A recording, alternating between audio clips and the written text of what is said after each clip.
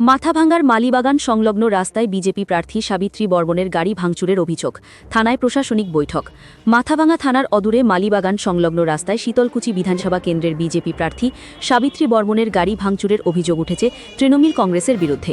অভিযোগ, গত 12 তারিখ সন্ধ্যায় প্রচার কর্মসূচি শেষে ফেরার পথে এই ঘটনা ঘটে। ঘটনার জেরে এলাকায় ব্যাপক উত্তেজনা ছড়িয়ে পড়ে। ঘটনার পর পরিস্থিতি সামাল দিতে দ্রুত পুলিশ ঘটনাস্থলে পৌঁছয়।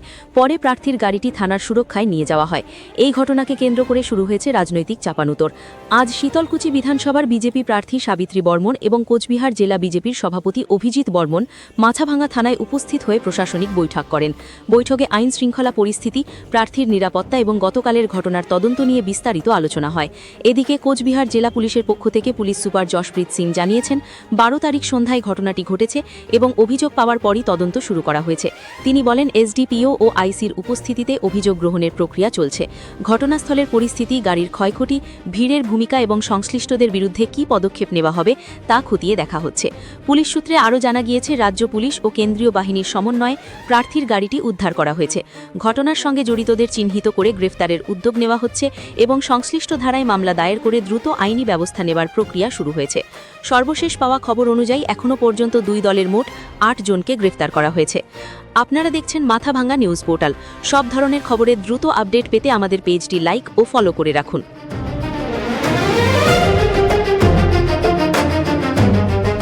শীতলকুচি বিধানসভার প্রার্থী, তিনি প্রচার সেরে যখন এদিকে যাচ্ছিলেন, কিছু তৃণমূল হারমাত বাহিনী তার উপরে আক্রমণ হয়, চড়াও হয়, তার গাড়ি ভেঙে দেওয়া হয়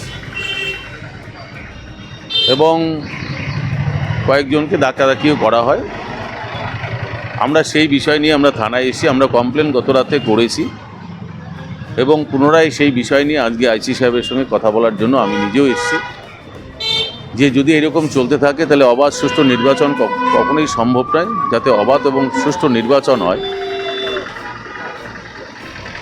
সেই দিকে নজর দেওয়ার জন্য তাদেরকে বলা হয়েছে এবং কালকে যে ঘটনাটা ঘটিয়েছেন যারা এর সঙ্গে যুক্ত তাদেরকে অবিলম্বে গ্রেপ্তার করা হোক এবং উপযুক্ত শাস্তির ব্যবস্থা করা হোক। আমরা গতকালই করে দিয়েছি।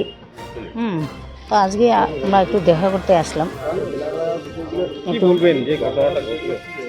দেখুন, এই ঘটনা কি বলবো, এই ঘটনাগুলো সচরাচর আমাদের ঘটে। তবে ইলেকশন মোমেন্টে এই ঘটনাগুলো ঘটবে এটা আশা করিনি। 12 তারিখে সন্ধ্যার সময় একটা ঘটনা ঘটেছিল। দুটো গ্রুপে কিছু ক্ল্যাশ হয়েছিল, ওর মধ্যে একজন ইনজার্ড হয়েছিল। ইনজার্ড এখানে থানায় এসেছিল, ওদের সাপোর্টাররা এসেছিল কমপ্লেন দিতে। তো ওদের সাপোর্টাররা বসেছিল থানা যা মেন গেট আছে। এসডিপিও তখন ওর আইসি মাথাভাঙ্গা তখন কমপ্লেন নেওয়ার প্রসেসে ছিলেন। ইন দ্য মিন টাইম ওখানে দেখা যায় কি দুটো গাড়ি ওখান থেকে ক্রস করেছিল। দুটো গাড়িতে একটা পাঠিয়ে ফ্ল্যাগ ছিল, ওটাকে দেখে ক্রাউড উপস্থিত হলো। ওখানে স্টেট পুলিশও ছিল, সিআরপিএফও ছিল। ও গাড়িতে ঝাঁপিয়ে পড়লো, গাড়িকে ভ্যান্ডালাইজ করলো। সঙ্গে সঙ্গে ওখানে যা স্টেট পুলিশ আর কেন্দ্রীয় বাহিনী ছিল ওরা অ্যাকশন নিল, ওদেরকে ডিসপার্স করলো। আর পরে জানা গেল কি ও যে গাড়ি ছিল ওর মধ্যে শীতলকুচি এসিএ ক্যান্ডিডেট সাবিত্রী বর্মন ছিলেন, ওনাকে রেস্কিউ করা হয়ে থানায় এসে আনা হয়েছিল। তারপর পুলিশ রেড টিম বেরিয়েছিল এখান থেকে, অনেকজনকে অ্যারেস্ট করা ছিল। এখন পর্যন্ত 6টা জন অ্যারেস্ট হয়েছে। আর এই ঘটনার উপরে রেলেভেন্ট সেকশনে কেসও দায়ের হয়েছে, আর তদন্ত চলছে আর ফার্দার লিগ্যাল অ্যাকশন হবে।